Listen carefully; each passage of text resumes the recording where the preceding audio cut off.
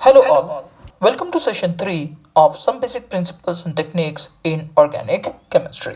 इस सेशन में हम लोग पढ़ेंगे क्लासिफिकेशन ऑफ ऑर्गेनिक कंपाउंड्स। अलग अलग तरीके से हम लोग कैसे ऑर्गेनिक कंपाउंड्स को क्लासिफाई कर सकते हैं। तो इसमें हम लोग सबसे पहला वाला क्लासिफिकेशन पढ़ते हैं, classification based on structure. The simplest organic compounds are made up of only carbon and hydrogen and are called as hydrocarbons. मतलब कि जो सबसे सिंपल ऑर्गेनिक कंपाउंड्स होते हैं वो सिर्फ कार्बन और हाइड्रोजन के बने हुए होते हैं और हम उनको कहते हैं हाइड्रोकार्बन्स। बाकी सारे ऑर्गेनिक कंपाउंड्स को हम हाइड्रोकार्बन्स की डेरिवेटिव्स मानते हैं, यानी ये जो सिंपल हाइड्रोकार्बन्स है उससे बना हुआ मानते हैं। अब ये जितने भी हाइड्रोकार्बन्स है और उनकी डेरिवेटिव्स है, यानी सारे के सारे जो ऑर्गेनिक कंपाउंड्स हम लोगों को पता है, हम उनको ब्रॉडली दो क्लासेस में डिवाइड करते हैं या हम उसका क्लासिफिकेशन दो ग्रुप्स में करते हैं depending upon the nature of their carbon skeleton. यानी कार्बन का जो अरेंजमेंट है, कार्बन का जो चेन है, कार्बन का जो जो अरेंजमेंट होगा, स्पाटियल अरेंजमेंट, स्पेस में अरेंजमेंट, उसके हिसाब से हम लोग उसको दो पार्ट में डिवाइड करते हैं एज ओपन चेन और असाइक्लिक कंपाउंड्स और दूसरा वाला क्लोज चेन और साइक्लिक कंपाउंड्स। अब हम लोग को पता है कि ऑर्गेनिक कंपाउंड्स कौन है। ऑर्गेनिक कंपाउंड्स है हाइड्रोकार्बन्स and their derivatives.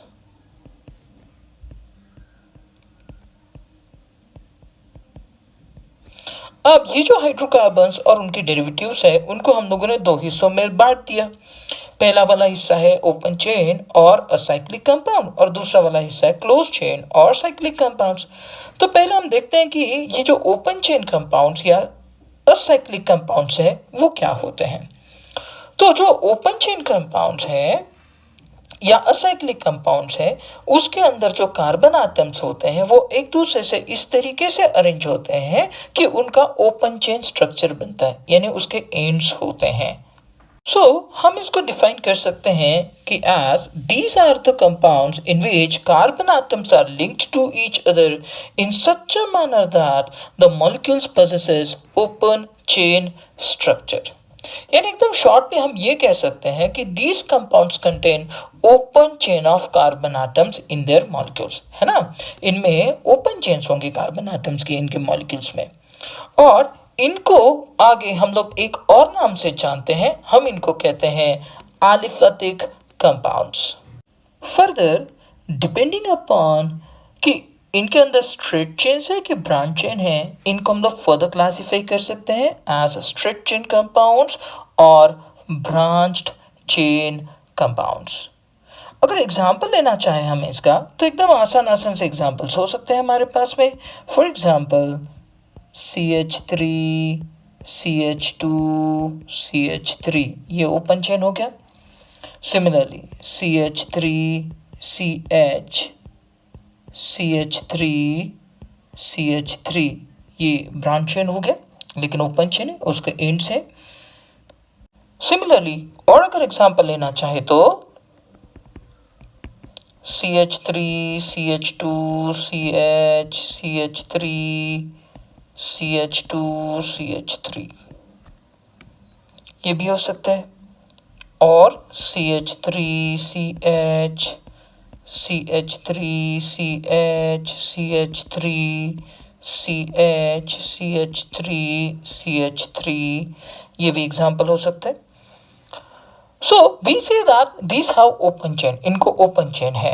इसके अलावा अगर सपोज एग्जांपल लेना है तो हम ये वाला example CH3C double bond O CH3 acetone है, ये भी ओपन चेन कंपाउंड है। तो सारे के सारे वो कंपाउंड्स की जिसके अंदर जो है जो कार्बन चेन्स है दे आर ओपन एंडेड, है ना, उनमें एंड्स है, एटलीस्ट कम से कम दो एंड्स तो होने ही चाहिए।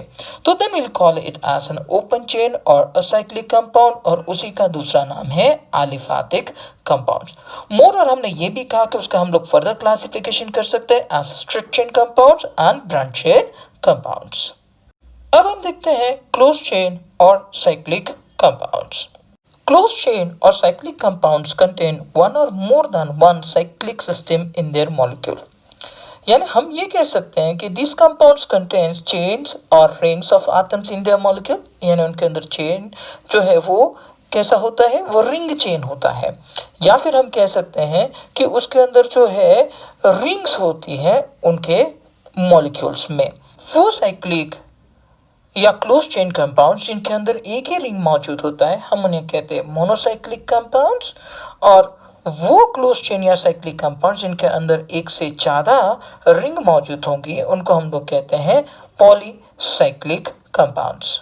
Further, depending upon the nature of the ring in this closed chain or cyclic compounds, they are classified as homocyclic और हेट्रोसाइक्लिक कंपाउंड। यानी इस चीज के ऊपर कि भाई उसका जो रिंग है वो किस तरीके के आटम्स का बना हुआ है, हम उसको फर्दर क्लासिफाई करते हैं एज होमोसाइक्लिक, या उसी को हम लोग कहते हैं कार्बोसाइक्लिक कंपाउंड, या फिर दूसरा वाला जो पार्ट उसमें होगा that will be termed as a heterocyclic compounds. When all the atoms in the ring are same, the compounds are called homocyclic compounds। यानी जब सारे के सारे जो रिंग में जो जो आटम्स है वो अगर सेम हैं तो हम उनको होमोसाइक्लिक कहते हैं। मोर ओवर अगर सपोज ये सारे आटम्स अगर कार्बन है तो उसी कंपाउंड को हम लोग कह सकते हैं कार्बोसाइक्लिक। तो इसी तरीके से अगर सपोज हम लोग समझे तो लगभग सारे ही ऐसे ऑर्गेनिक कंपाउंड्स होंगे कि जिसके अंदर जो रिंग रहेगा, रिंग के अंदर कार्बन आटम्स ही होंगे, और इसीलिए उन कंपाउंड्स को हम लोग होमोसाइक्लिक और कार्बोसाइक्लिक कहते हैं।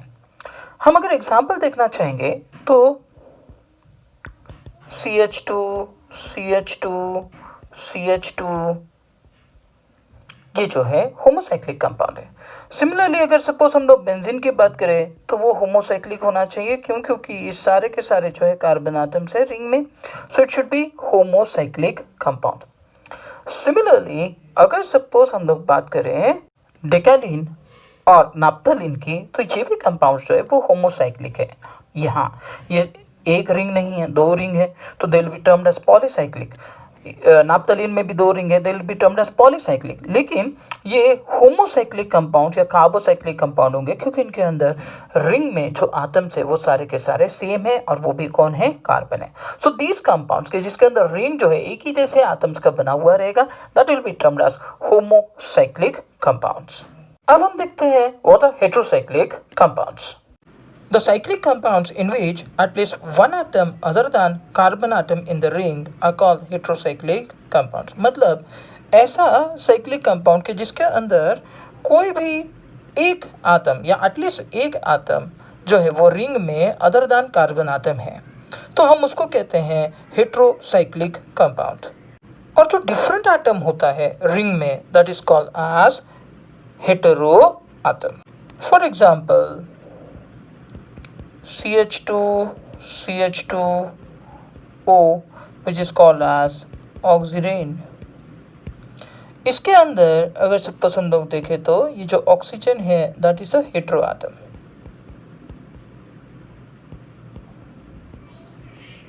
सिमिलरली और एक एग्जांपल अगर सपोज हम लोग देखना चाहते हैं इसके अंदर तो हम लोग कह सकते हैं ऑक्सीटेन। ऑक्सीटेन भी एक अच्छा एग्जांपल है। इसमें भी जो हेटेरो आटम है वो हेटेरो आटम है हमारा oxygen. This should be the hetero atom.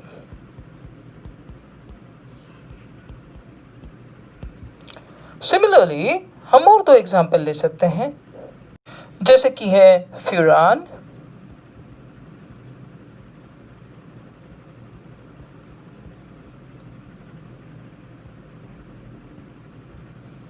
Okay, this is furan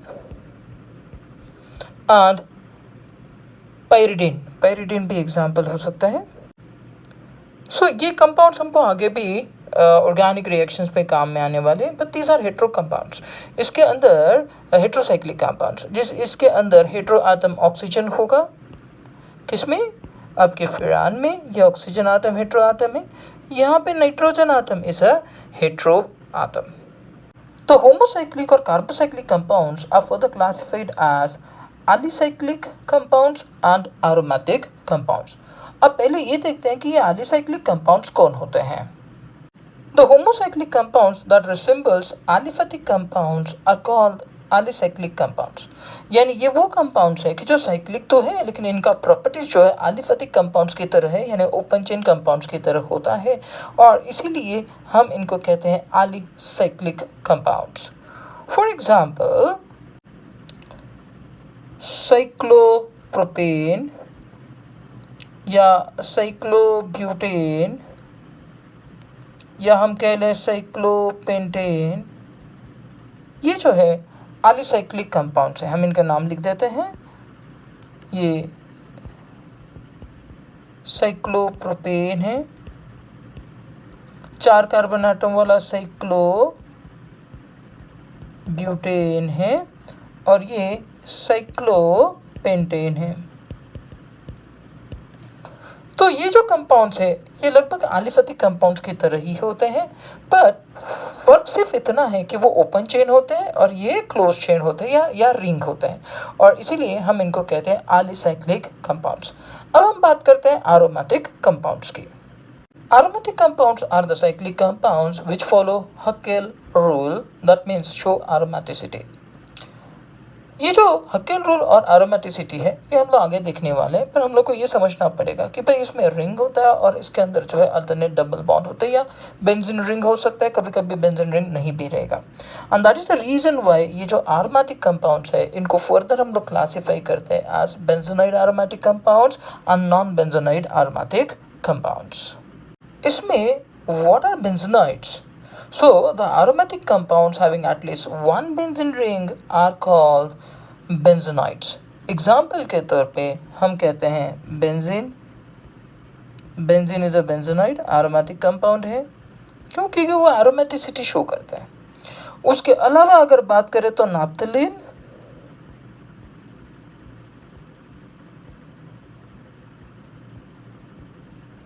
ये पॉलीसाइक्लिक है, या फिर अगर हम बात करें तो एंथ्रासिन,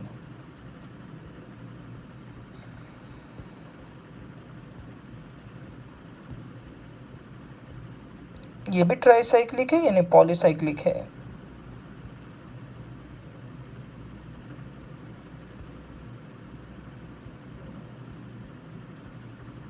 सो बेंजीन या नाफ्थलीन या एंथ्रासिन, ये जो 3 कंपाउंड दिखाई दे रहे हैं आपको, इनमें एटलीस्ट एक बेंजीन रिंग है और इसीलिए हम इनको कहते हैं बेंजोनाइड्स। अब हम देखेंगे कि what are non benzenoids. So aromatic compounds which do not contain benzene ring are called non benzonaid. For example, अगर हम देखना चाहे तो ट्रोपोलोन इज नॉन बेंजोनाइड। सो ये जो ट्रोपोलोन है ये कंपाउंड एरोमेटिसिटी शो करता है और इसलिए एरोमेटिक है, लेकिन इसके पास में कोई बेंजीन रिंग नहीं है। सिमिलरली हम दूसरा एग्जांपल ले सकते हैं आजुलिन। तो ये जो आजुलिन है, आजुलिन भी एरोमेटिक है लेकिन उसके अंदर कोई बेंजीन रिंग नहीं है और इसीलिए that is called as non benzenoid. अब यहाँ तक जो हमारा क्लासिफिकेशन हुआ वो तो होमोसाइक्लिक या कार्बोसाइक्लिक का हुआ। जो हेट्रोसाइक्लिक कंपाउंड्स है they are also further classified into 2 groups, और हम उनको क्लासिफाई करते हैं एज एलिसाइक्लिक हेट्रोसाइक्लिक कंपाउंड्स और एरोमेटिक हेट्रोसाइक्लिक कंपाउंड्स। तो जैसा कि नाम सजेस्ट कर रहे हैं, एलिसाइक्लिक हेट्रोसाइक्लिक कंपाउंड्स वो कंपाउंड्स होने चाहिए, साइक्लिक कंपाउंड्स कि जिनकी जो प्रॉपर्टीज़ है वो एलिफेटिक कंपाउंड की तरह ही होनी चाहिए, लेकिन वो होने चाहिए heterocyclic. For example CH2 CH2O यानी oxygen. Similarly CH2 CH2 CH2O यानी ऑक्सीटेन। ये दोनों भी कंपाउंड को अगर हमें चाहे तो इस तरीके से भी डिनोट कर सकते हैं।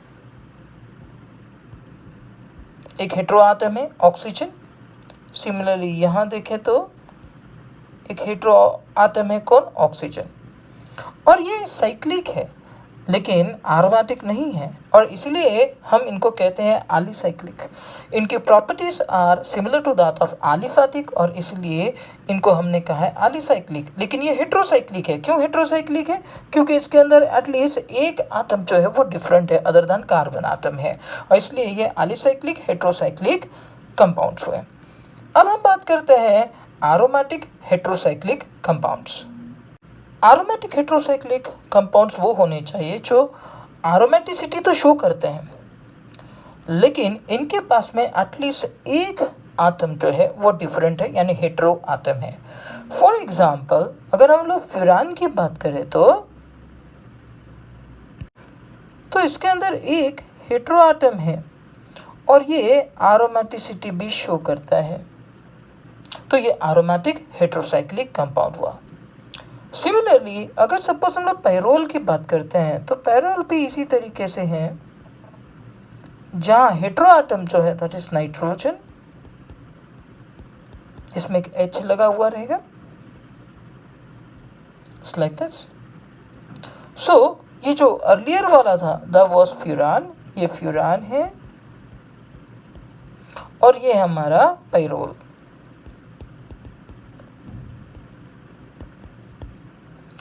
तो अगर सपोज हम लोग को इनको डिफाइन करना है एलिसाइक्लिक हेट्रोसाइक्लिक कंपाउंड्स को और एरोमेटिक हेट्रोसाइक्लिक कंपाउंड को, तो हम किस तरीके से डिफाइन करेंगे? तो एलिसाइक्लिक हेट्रोसाइक्लिक कंपाउंड वो है ऐसे aliphatic cyclic compound which contains at least one hetero atom, यानी ये एलिफैटिक होंगे। सिमिलरली अगर एरोमेटिक हेट्रोसाइक्लिक कंपाउंड को डिफाइन करना है तो हम लोग बोलेंगे aromatic compounds containing at least one hetero atom, तो ये आपका होगा कौन? aromatic heterocyclic compound।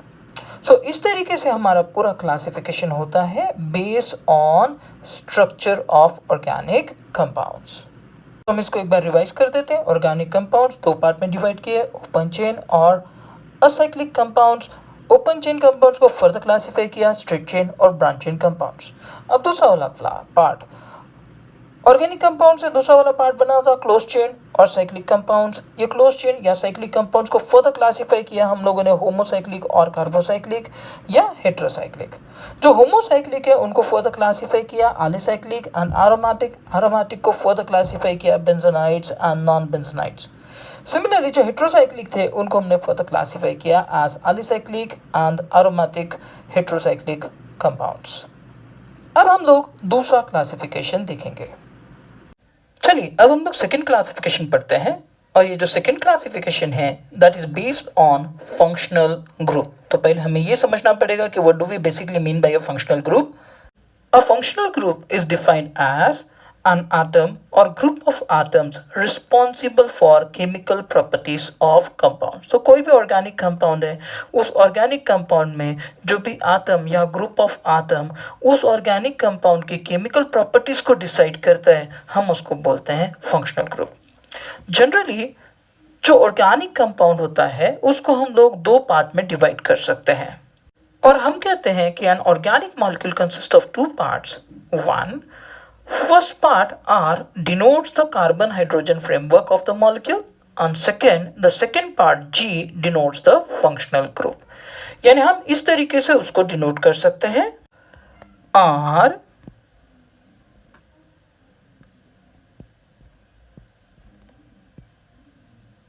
G।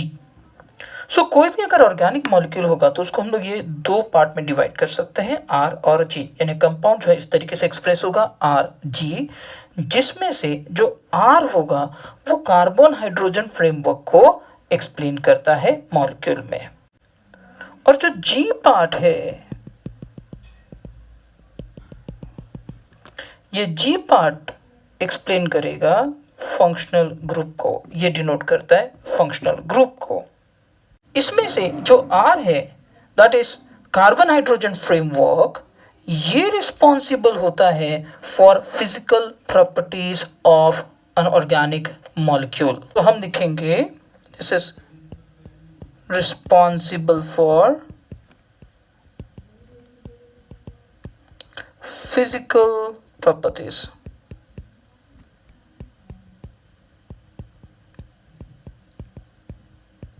Of organic molecule. However अगर सपोज हम लोग बात कर रहे हैं फंक्शनल ग्रुप की, तो जैसा कि हम लोगों ने डिफाइन किया था कि what is a functional group, an atom और group of atoms responsible for chemical properties of a compound. तो जो फंक्शनल ग्रुप रहेगा that will be responsible for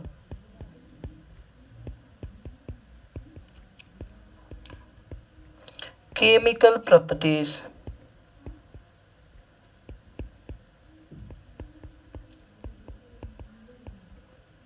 of molecule। So कभी भी कोई भी ऑर्गेनिक मॉलिक्यूल होगा उसमें ये दो हिस्से तो होंगे ही होंगे। एक हिस्सा वो रहेगा जो कार्बन हाइड्रोजन फ्रेमवर्क होगा, रिस्पॉन्सिबल होगा फिजिकल प्रॉपर्टीज के लिए, और दूसरा वाला जो हिस्सा होगा वो रिप्रेजेंट करेगा फंक्शनल ग्रुप को और वो रिस्पॉन्सिबल रहेगा फॉर केमिकल प्रॉपर्टीज। हमें ये याद रखना है कि ये जो जी है it might be an atom और ग्रुप ऑफ आटम जो कि रिस्पॉन्सिबल है कंपाउंड की केमिकल प्रॉपर्टीज के लिए। चलिए हम इसके कुछ एग्जाम्पल्स देखते हैं। Let us consider CH3OH and C2H5OH। अब ये जो दो कंपाउंड है, लेट्स से ये A है और ये आपका B है, ये जो दो कंपाउंड्स है, ये कंपाउंड्स के अंदर जो फंक्शनल ग्रुप है वो दोनों में सेम है और दोनों में फंक्शनल ग्रुप जो है वो OH है।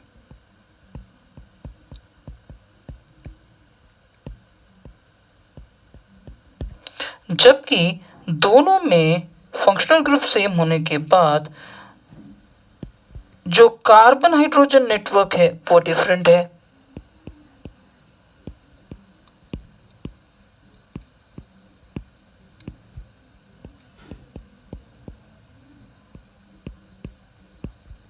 ये डिफरेंट है। तो इन दो कंपाउंड में अगर सपोज हमें समझता है कि ये मिथिल अल्कोहल है और ये इथिल अल्कोहल है, क्योंकि इनका फंक्शनल ग्रुप सेम है और इसीलिए इनकी केमिकल प्रॉपर्टीज भी सेम होनी चाहिए। जबकि इसका कार्बन हाइड्रोजन फ्रेमवर्क डिफरेंट है और इसलिए इनकी फिजिकल प्रॉपर्टीज जो है वो डिफरेंट होनी चाहिए।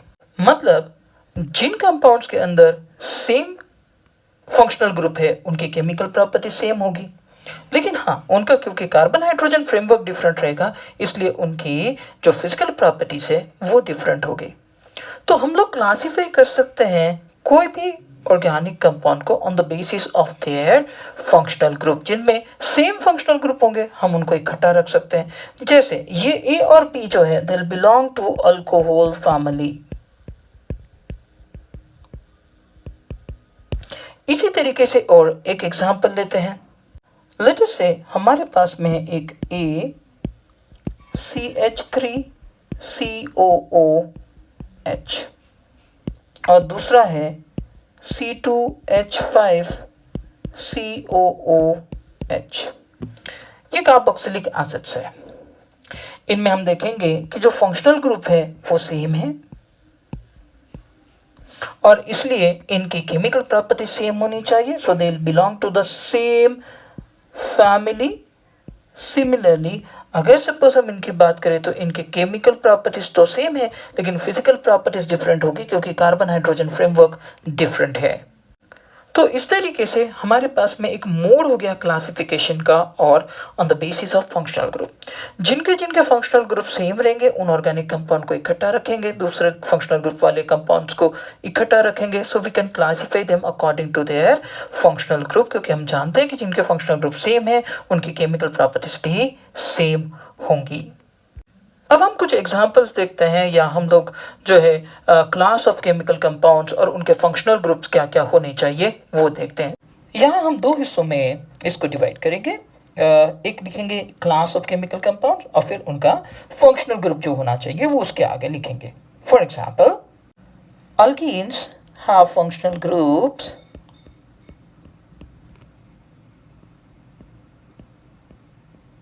जिसमें कार्बन डबल बॉन्ड होगा। सिमिलरली जो अल्काइंस होंगे they have the functional group कि जिसमें कार्बन कार्बन ट्रिपल बॉन्ड होगा। सिमिलरली अगर सपोज हम लोग हलाइड्स की बात करें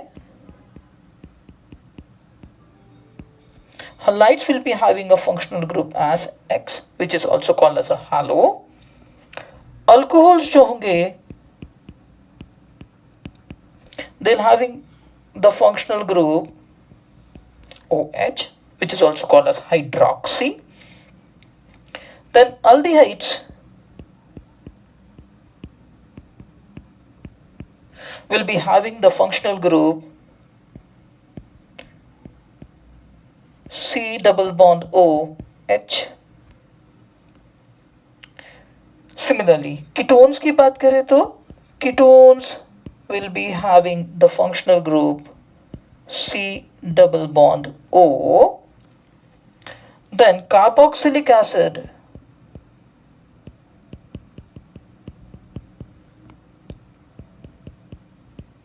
will be having the functional group as C double bond O OH. Then acid chloride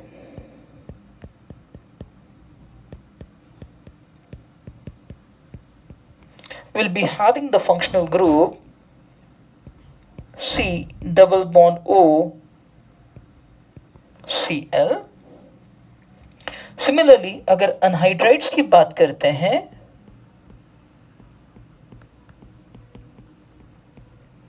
so anhydrates will be having the functional group as C double bond O O C double bond O. Then esters will be having the functional group as C double bond O O R. Nitriles will be having the functional group as C triple bond N. Similarly, isonitriles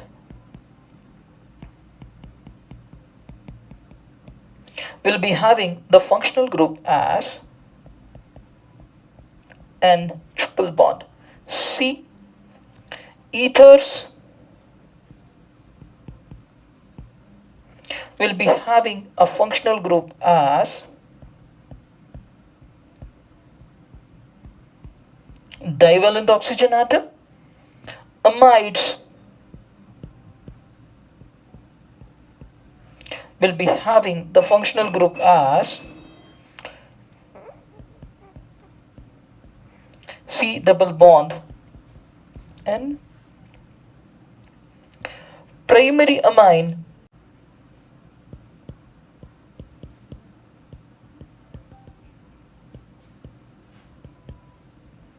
as NH2 and secondary amine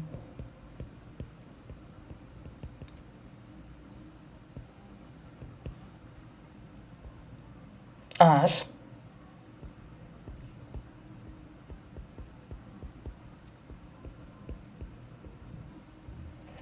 और इस तरीके से हम लोग in class of chemical compounds या organic compounds में हम लोग ऑर्गेनिक कंपाउंड्स को क्लासिफाई कर सकते हैं. मतलब जिसमें सी डबल बॉन्ड होगा अल्कीन्स होगा, जिसमें सी ट्रिपल बॉन्ड सी होगा अल्काइंस होगा, जिसमें एक्स लगा होगा दे आर हलाइड्स, अगर जिसमें ओ एच लगा है वो अल्कोहल है, अल्डिहाइड्स है तो सी एच ओ होना चाहिए, कीटोन से सी डबल बॉन्ड ओ होना चाहिए, कार्बोक्सिलिक एसिड सी ओ ओ एच होना चाहिए, एसिड क्लोराइड सी ओ सी एल होना चाहिए, अनहाइड्राइड, ईस्टर्स, नाइट्राइल्स, आइसोनर, ऐसा हम लोग ऑर्गेनिक कंपाउंड्स को अलग अलग क्लास में डिवाइड कर सकते हैं. सो this should be the classification based on the functional group.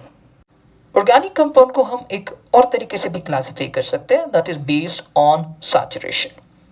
हमको पता है कि भाई what are saturated compounds. Saturated organic compounds वो होते हैं जिनके अंदर जो कार्बन है वो दूसरे कार्बन आटम्स को सिंगल बॉन्ड से ज्वाइन किया हुआ होता है, यानी कार्बन कार्बन सिंगल बॉन्ड्स होते हैं. और अगर कार्बन कार्बन डबल बॉन्ड या ट्रिपल बॉन्ड है यानी मल्टीपल बॉन्ड है तो हम उसको बोलते हैं अनसैचुरेटेड ऑर्गेनिक कंपाउंड. तो हम लोग ऑर्गेनिक कंपाउंड को इस हिसाब से भी क्लासिफाई कर सकते हैं एज सैचुरेटेड एंड अनसैचुरेटेड. जो सैचुरेटेड होते हैं these are the organic compounds in which all the 4 valencies of carbon atom are satisfied by single bond. That means these contains carbon-carbon single bond, है ना? For example, alkanes and the derivatives of alkanes. इनमें carbon-carbon single bond होंगे, and that's the reason why these are saturated organic compounds या saturated hydrocarbons.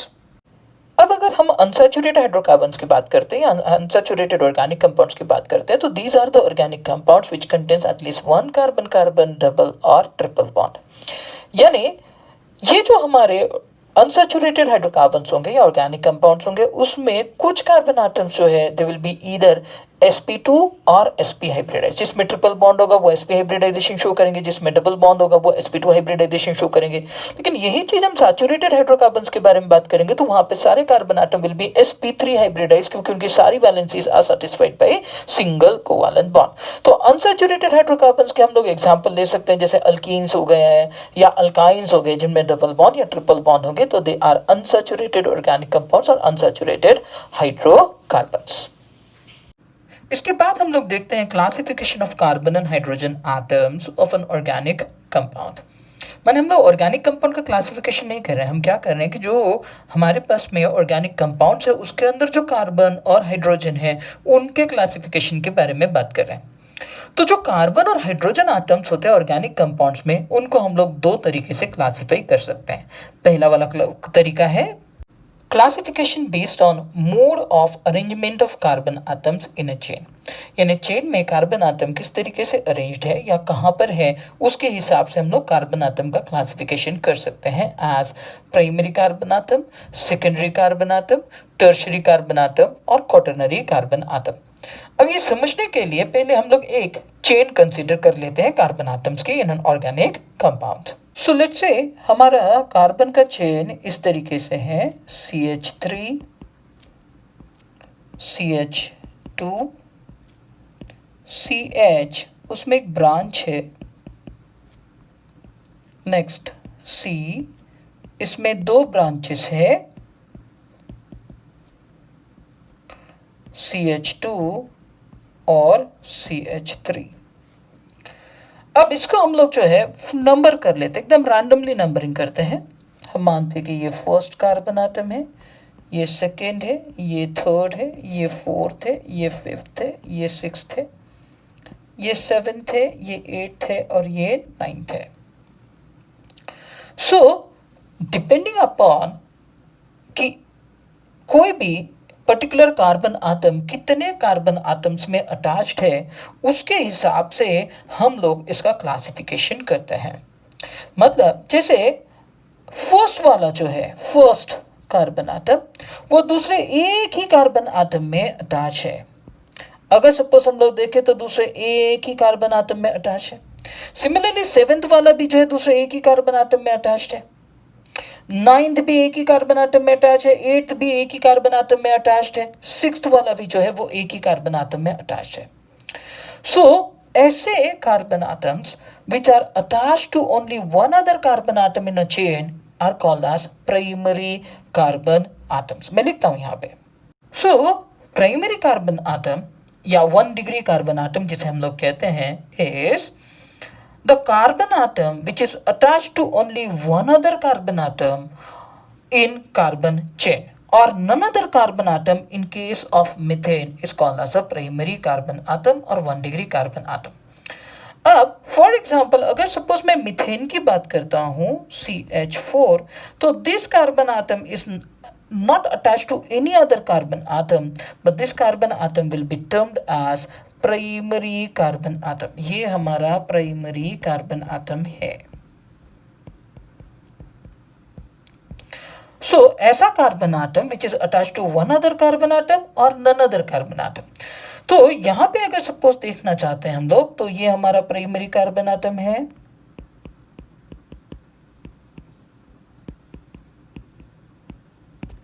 Similarly 7 हमारा primary carbon atom है, 9 हमारा primary carbon atom है, 8 हमारा प्राइमरी कार्बन आटम है, 6 हमारा जो है प्राइमरी कार्बन आटम है। यानी ऐसा कार्बन आटम जो दूसरे एक ही कार्बन आटम में अटैच होगा in a chain is called as a primary carbon atom. एक एक्सेप्शनल कंडीशन है कि जहां पे मीथेन सिंगल कार्बन आटम होगा तो that will be also termed as primary carbon atom, जो दूसरे किसी कार्बन आटम में अटैच नहीं है लेकिन वो प्राइमरी कार्बन आटम कहलाएगा। अब hydrogen atom, primary hydrogen atom, तो वो हाइड्रोजन आटम जो प्राइमरी कार्बन आटम में अटैच है they are said to be primary hydrogen atom. For example number 1 वाला कार्बन आटम जो है उसमें 3 हाइड्रोजन आटम्स अटैच है, these are primary hydrogen atom. 7 में, 8 में, 9 में, 6 में जो अटैच है they are primary hydrogen atom. तो पहले मैं एग्जाम्पल के लिए प्राइमरी कार्बन आटम के एग्जाम्पल्स लिख देता हूँ। सो हमने एग्जाम्पल्स लिख दिया, C1, C7, C8, C9, C6 are primary carbon atom, और ये भी लिख दिया कि the hydrogen atoms attach to primary carbon atom are called primary hydrogen atom. यानी C1 में लगे हुए हाइड्रोजन आटम्स, C7 में लगे हुए हाइड्रोजन आटम्स, C9 में, C8 में लगे हुए हाइड्रोजन आटम्स और C6 में लगे हुए hydrogen atoms are primary hydrogen atoms. अब इसी चेन में आप सेकेंड कार्बन आटम और फिफ्थ कार्बन आटम को देखिएगा। ये जो कार्बन आटम्स है वो दूसरे 2 कार्बन आटम्स में अटैच है, कार्बन नंबर 2, कार्बन नंबर 1 और कार्बन नंबर 3 में अटैच है। Similarly carbon number 5, carbon number 4 और कार्बन नंबर 6 में अटैच है। This will be termed as secondary carbon atoms. हम लिखते हैं इसको, the carbon atom which is attached to 2 other carbon atoms in a chain is called secondary carbon atom or 2-degree carbon atom. For example, हम इसमें ऊपर वाले example में देखते हैं C2 और C5 है ना, कार्बन आटम सेकेंड और carbon atom 5 are secondary carbon atoms. अब हम लोग सेकेंडरी हाइड्रोजन आटम भी इसमें से डिफाइन कर सकते हैं। जैसे हमने कहा था कि प्राइमरी हाइड्रोजन आटम वो होते हैं जो प्राइमरी कार्बन आटम में लगे रहते हैं, सिमिलरली सेकेंडरी हाइड्रोजन आटम्स वो होने चाहिए जो सेकेंडरी कार्बन आटम में लगे रहेंगे, जैसे हम लोग लिख रहे हैं अभी। So the hydrogen atoms attach to secondary carbon atoms are called secondary hydrogen atom. For example, जो कार्बन आटम 2 है उसमें 2 हाइड्रोजन आटम्स लगे हैं, they are secondary hydrogen atom क्योंकि carbon atom C2 is secondary carbon atom. Similarly अगर suppose carbon atom 5 की बात करते हैं तो उसमें 2 हाइड्रोजन आटम लगे, ये भी सेकेंडरी हाइड्रोजन आटम होने चाहिए क्योंकि C5 is a secondary carbon atom. अब इसी तरीके से हम लोग अब डिफाइन करेंगे टर्शरी कार्बन आटम को। सो the carbon atom attached to 3 other carbon atoms in a chain is called tertiary carbon atom. For example अगर सपोज हम लोग ये ऊपर वाला एग्जाम्पल में देखते हैं तो हमको समझ में आएगा कि जो कार्बन आटम 3 है, this carbon atom need to be tertiary carbon atom. ये टर्शियरी कार्बन आटम क्योंकि जो 3 दूसरे कार्बन आटम में अटैच होता है वो टर्शियरी कार्बन आटम है, तो इसीलिए अब हम लोग यहां लिख सकते हैं फॉर एग्जाम्पल, अब ये जो C3 है हमारे पास में जो कि टर्शियरी कार्बन आटम है उसके अंदर देखिए एक हाइड्रोजन आटम लगा हुआ है। Now this hydrogen atom that are attached to tertiary carbon atom are called tertiary hydrogen atoms. यानी ये जो हमारा टर्शियरी कार्बन आटम था उसमें एक हाइड्रोजन आटम लगा हुआ दिख रहा है, that is a tertiary hydrogen atom. अब हम देखते हैं कि भाई अगर सपोज एक कार्बन आटम दूसरे 4 कार्बन आटम्स में लगा है तो उस कार्बन आटम को हम कहेंगे क्वाटरनरी कार्बन आटम। यानी the carbon atom which is attached to 4 other carbon atoms is called quaternary carbon atom और 4 degree carbon atom. For example,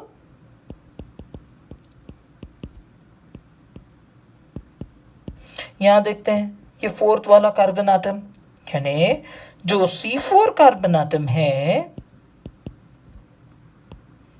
this C4 carbon atom will B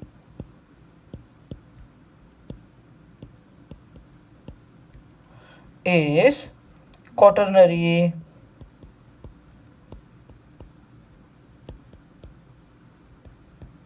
carbon atom. एक और बहुत important वाला point है, there will not be any quaternary hydrogen atom, there will not B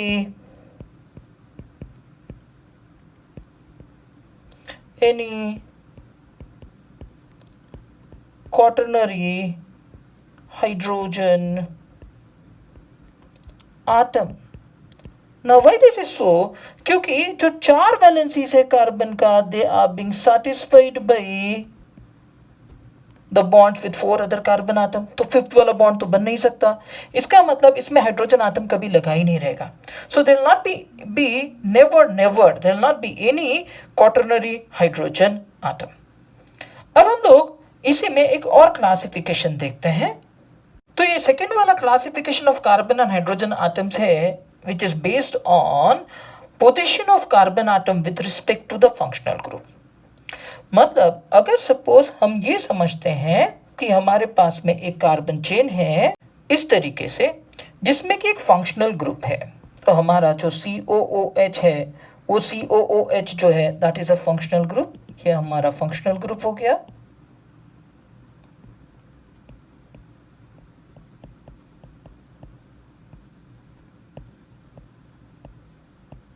Now with respect to the functional group, जो पहला वाला carbon atom है that is being termed as alpha carbon atom. जो दूसरा वाला carbon atom है that is termed as beta carbon atom. The third one is called as a gamma carbon atom and then it is a del carbon atom and so on। जो positions है ये positions are with respect to the functional group।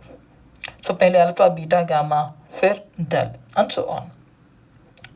और जो भी hydrogen atom respective position में attach है, respective position of carbon atom में attach है, जैसे 2 हाइड्रोजन आटम्स अटैच है अल्फा कार्बन आटम में, this will be termed as alpha hydrogen atom. 2 hydrogen atoms attach है बीटा कार्बन आटम में, it will be termed as beta hydrogen atoms and so on.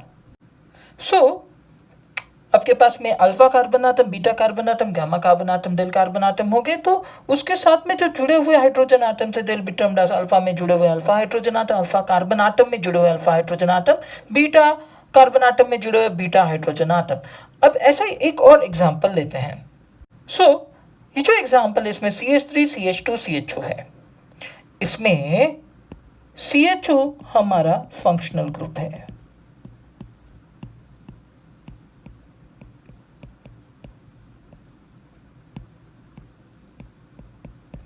अब उसमें attach पहला वाला carbon atom will be alpha carbon atom और दूसरा वाला beta carbon atom.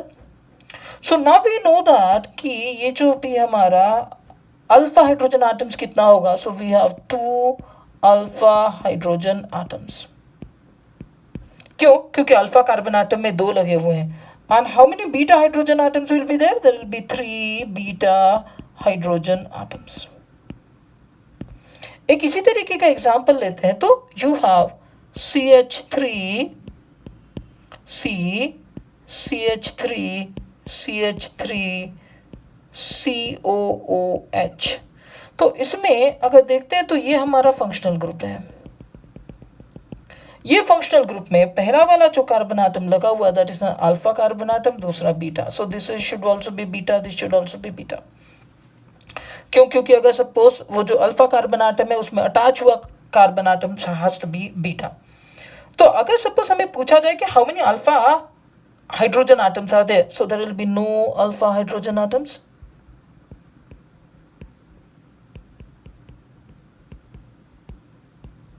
But how many beta hydrogen atoms are there? तो अगर बीटा हाइड्रोजन आटम्स की बात करें तो बीटा हाइड्रोजन आटम्स हमारे पास में हो गए 3 + 3 6 + 3 9। So we will be having 9 beta hydrogen atoms. हम कुछ और एग्जांपल लेते हैं अल्कीन से। जैसे हमारे पास में CH3 CH double bond CH2, हमारे पास में है CH3 CH double bond CH single bond CH3, हमारे पास में है CH3 CH3 double bond CH2, और हमारे पास में है CH3 CH3 double bond CH3 CH3। अब इनमें हम लोग अल्फा हाइड्रोजन आटम निकालने की कोशिश करते हैं। सो सबसे पहले हमको ये समझना पड़ेगा कि जो भी फंक्शनल ग्रुप है वो फंक्शनल ग्रुप हम लोग कंसिडर करेंगे double bonded carbon atom. So double bonded carbon atom में अटैच पहला वाला carbon atom need to be alpha carbon, तो यहाँ पे एक ही अल्फा कार्बन आटम है। अगर यही बात हम लोग सेकंड वाले में देखते हैं तो ये आपका फंक्शनल ग्रुप हो जाएगा और इसमें आपके दो फंक्शनल ग्रुप में अटैच इधर एक और इधर एक अल्फा कार्बन आटम। यही हम नेक्स्ट वाले में देखें तो अगर ये आपका फंक्शनल ग्रुप है तो आपके पास में दो अल्फा हाइड्रोजन आटम्स बनेंगे और इसी हिसाब से अगर फंक्शनल ग्रुप हम लोग मानते हैं ये, तो हमारे पास में जो भी फंक्शनल ग्रुप है उसमें attach alpha carbon atom 1, 2, 3 and 4। और इस हिसाब से अगर अल्फा हाइड्रोजन आटम्स कैलकुलेट करने हैं तो हमारे पास में पहले वाले एग्जांपल में number of alpha hydrogen atom बनेंगे 3,